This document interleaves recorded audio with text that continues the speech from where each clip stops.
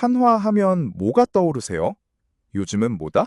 한화 에어로스페이스, 한화 오션, 한화 시스템이죠. K방산 수출 뉴스, 폴란드 계약, 주가 급등.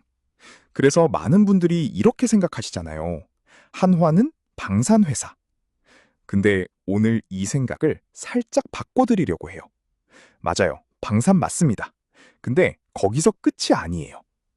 오늘 소개할 플러스 한화그룹주 ETF, 방산이 핵심이긴 한데요. 나머지를 보면 AI 데이터 센터, 반도체 장비, 지능형 보안까지 담고 있어요. 방산 하나만 베팅하기 부담스러운 분들이 눈여겨볼 만한 구조예요. 기본 정보 먼저 확인할게요. 플러스 한화그룹주 ETF, 티커 006380, 운용사는 한화자산운용, 기초지수는 FN가이드 한화그룹주 지수입니다. 상장일은 2024년 12월 24일, 이제 막 1년 반 됐어요. 순자산은 약 2,174억 원, 시가총액 약 2,247억 원, 총보수는 0.1900%, 1,000만 원 투자 기준 1년에 약 19,000원 수준이에요. 테마 ETF치고는 상당히 낮은 편이고 레버리지는 1배, 무리 없는 구조예요. 자, 이제 가장 중요한 구성 종목 들어갈게요. 2026년 5월 25일 기준 실제 비중이에요. 화면에 차트가 보이시죠? 한번 쭉 훑어볼게요. 비중 1위가 한화시스템 20.73%, 2위가 한화에어로스페이스 17.55%, 3위가 한화오션 13.61%예요. 이 세 종목만 합쳐도 전체의 약 52%예요. 절반이 방산이에요. 그 아래로 한화솔루션 12.2%, 한화엔진 10.87%, 주식회사 한화가 10.29% 순으로 이어지고요. 한화비전이 6.2%, 한화생명 5.26%, 나머지 금융계열사들이 약 3%예요. 여기서 눈여겨볼 포인트가 두 가지 있어요. 첫 번째, 비중 1위가 에어로스페이스가 아니라 한화시스템이에요. 많은 분들이 K9 자주포로 유명한 에어로스페이스가 1위일 거라 생각하시는데 실제로는 한화시스템이 앞서 있어요. 두 번째, 빨간 막대인 한화솔루션이 12.2%를 차지하고 있어요. 뒤에서 리스크 설명할 때 다시 말씀드리겠지만 이 종목이 지금 적자 상태라는 게 이 ETF의 핵심 약점이에요. 자, 그럼 지금부터 비중 상위 종목들을 하나씩 뜯어볼게요. 비중 1위는 한화시스템 20.73%. 많은 분들이 에어로스페이스가 1위일 거라 생각하시는데 실제로는 한화시스템이 제일 많아요. 한화시스템이 뭐 하는 회사냐면요. 구 삼성탈레스예요. 레이더, 전자전 장비, C4I, 즉 지휘통제 통신 시스템을 만드는 방산전자 소프트웨어 회사예요. 쉽게 말하면 이래요. 전쟁에서 총이나 포만 있으면 안 되잖아요. 적이 어디 있는지 탐지하고 아군끼리 소통하고 지휘관이 전체 상황을 보는 눈과 신경계가 필요한데 그걸 만드는 회사가 한화시스템이에요. 2025년 매출 3조 6천억 원, 영업이익 약 2,800억 원. 그리고 여기서 한 가지 더. 한화시스템은 영국 원웹에 지분을 투자해서 위성 기반 인터넷 서비스 사업까지 하고 있어요. 방산에서 위성통신 플랫폼으로 외연을 넓히는 중이에요. 비중 2위는 한화에어로스페이스 17.55%. K방산 하면 가장 먼저 떠오르는 이름이죠. K9 자주포, 천무 다연장 로켓. 전 세계에서 가장 많이 수출되는 자주포가 K9이에요. 왜 이게 구조적 성장이냐고요? K9은 서방 경쟁 제품인 독일 PZH-2000 대비 가격이 절반 수준이면서 납기는 훨씬 빠르고 우크라이나 전쟁에서 실전 검증까지 됐어요. 구매자 입장에서 안 살 이유가 없는 거죠. 폴란드가 K9 1000문 이상 계약했고 노르웨이, 핀란드, 에스토니아도 줄 서 있어요. 2025년 예상 매출 9조 5천억, 영업이익 3조 4천억. 2026년은 실적의 해에서 수주의 해로 넘어가는 시점이에요. 스페인, 루마니아 등 추가 대형 계약이 발표될 때마다 주가가 움직이는 구조예요. 비중 3위는 한화오션 13.61%. 예전 대우조선해양이에요. 2023년 한화가 인수하면서 한화오션으로 바뀌었죠. 한화오션의 강점은 LNG 운반선과 잠수함, 이 두 가지를 동시에 잘한다는 거예요. LNG선은 수요가 계속 늘고 있고 잠수함은 방산 프리미엄이 붙어서 마진이 훨씬 높아요. 2025년 매출 12조 9천억, 영업이익 1조 1천억, 전년 대비 366% 증가한 수치예요.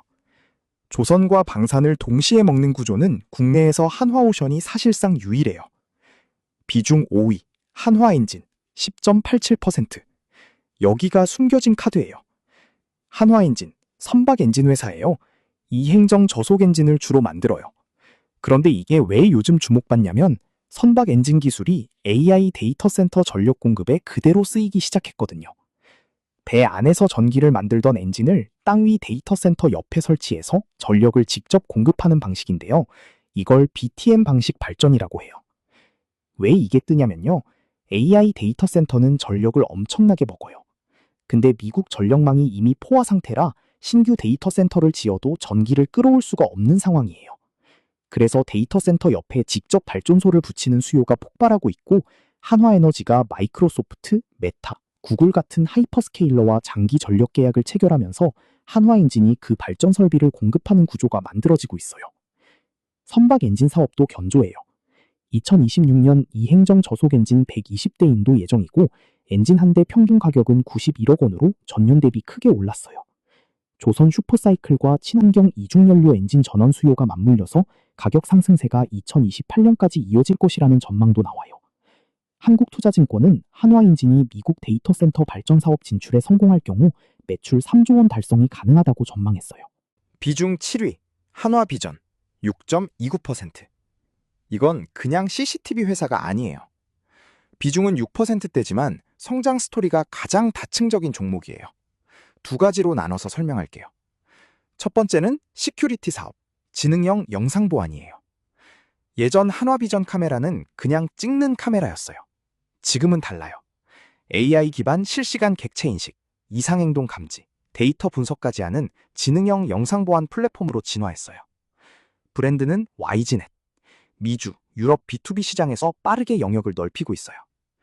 2025년 시큐리티 부문 매출 1조 3,351억 원, 영업이익 1,823억 원, 전년 대비 영업이익 52% 증가. AI 카메라 비중이 2025년 4분기 기준 49%까지 올라왔어요. 그리고 미중 갈등이 여기서도 수혜를 만들어요. 미국과 유럽에서 중국산 보안 장비 규제가 강화되면서 하이크비전, 다와 같은 중국 업체들이 퇴출되고 한화비전이 그 공백을 채우는 구조예요. 한번 구축한 보안 시스템은 쉽게 바꾸지 않으니까 B2B 고객 충성도도 높아요. 두 번째는 반도체 장비 자회사, 한화세미텍이에요. 여기서 HBM 얘기를 해야 해요. HBM이 뭐냐면 챗GPT나 AI 모델 구동에 쓰이는 AI 반도체 안에 들어가는 고성능 메모리예요. D램을 수직으로 여러 겹 쌓아서 만드는데 이 칩들을 열과 압력으로 접합하는 장비가 TC본더예요. AI가 발전할수록 더 많은 AI 서버가 필요하고 AI 서버에는 HBM이 들어가고 HBM을 만들려면 TC본더가 필요해요. 이 연결고리의 끝에 한화세미텍이 있어요. SK하이닉스가 기존의 한미반도체 TC본더만 쓰다가 공급망 다변화 차원에서 한화세미텍을 신규 협력사로 선정했어요. TC본더 시장은 2026년부터 2030년까지 연평균 약 13% 성장이 예상되고 한화세미텍은 차세대 하이브리드 본더까지 개발해서 삼성전자, SK하이닉스 모두에 납품하는 핵심 공급사로 올라서는 게 목표예요. 단, 솔직히 말씀드리면 한화세미텍은 현재 아직 흑자 전환 전이에요. 그리고 한미반도체와 TC본더 특허 소송이 진행 중이에요. 가능성은 크지만 아직 증명이 필요한 단계라는 점도 함께 알아두셔야 해요. 이 ETF를 왜 볼만하냐? 세 가지로 요약할게요. 첫째, 지정학 긴장의 직접 수혜를 한 번에 담아요. 나토 재무장, 유럽 국방 예산 증가. 이 흐름은 10년짜리 구조적 변화예요. K방산의 가격, 납기, 실전 검증 경쟁력이 맞물리면서 한화방산 계열사들의 수주 파이프라인이 가득 차 있어요. 둘째, AI 인프라 확장의 수혜가 예상치 못한 곳에서도 나와요. 한화세미텍의 HBM 반도체 장비, 한화엔진의 데이터 센터 전력 공급, 한화비전의 AI 보안 카메라. 방산과는 전혀 다른 각도에서도 AI 수요가 이 ETF 안에 들어와 있어요. 셋째, 방산 베팅이 부담스러운 분들을 위한 구조예요. 방산이 메인인 건 맞지만 조선, AI 보안, 반도체 장비, 에너지까지 여러 산업에 분산돼 있어요. K방산 ETF 하나에 올인하기 불안한 분들이 방산 모멘텀은 유지하면서 다른 성장 스토리도 곁들일 수 있는 구조예요. 솔직하게 단점도 말씀드릴게요. 첫째, 한화솔루션 적자가 수익률을 갉아먹어요.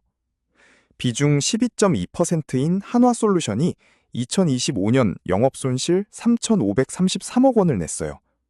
태양광 중국 공급 과잉과 석화 업황 부진이 겹쳤어요.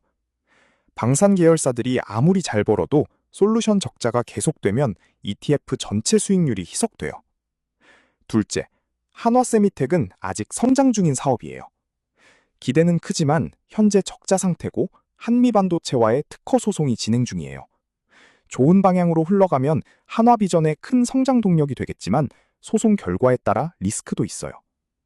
셋째, 방산 비중이 52%라는 건 양날의 검이에요. 지정학 긴장이 완화되거나 평화협상 뉴스가 나오면 방산주가 단기 급락할 수 있어요. 넷째, 운용사가 한화 계열사예요. 한화자산운용이 한화그룹주를 운용하는 구조예요. 법적으로 문제는 없지만 100% 중립적이지 않을 수 있다는 점은 알아두세요. 제 생각 솔직하게 말씀드릴게요. 이 ETF는 완전한 분산 상품이 아니에요. 방산이 52%, 거기에 조선 엔진까지 더하면 방산 중공업 계열이 절반을 훌쩍 넘어요. 그래서 이 상품이 맞는 분은 이런 분들이에요.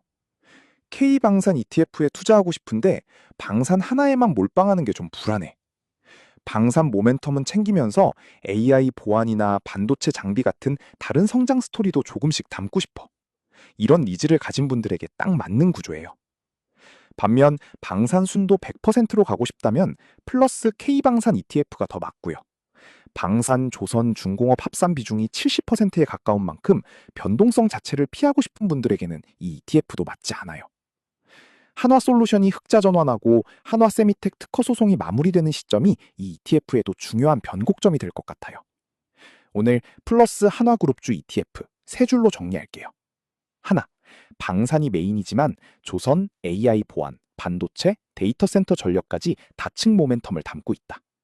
둘, 방산 베팅이 부담스러운 분들이 방산 모멘텀을 유지하면서 분산 효과를 곁들이기에 좋은 구조다. 셋, 한화솔루션 적자와 한화세미텍 소송 리스크는 반드시 감수해야 하는 변수다. 영상이 도움이 되셨다면 좋아요와 구독 부탁드려요. 궁금한 ETF 있으시면 댓글에 남겨주세요. 제가 찾아볼게요.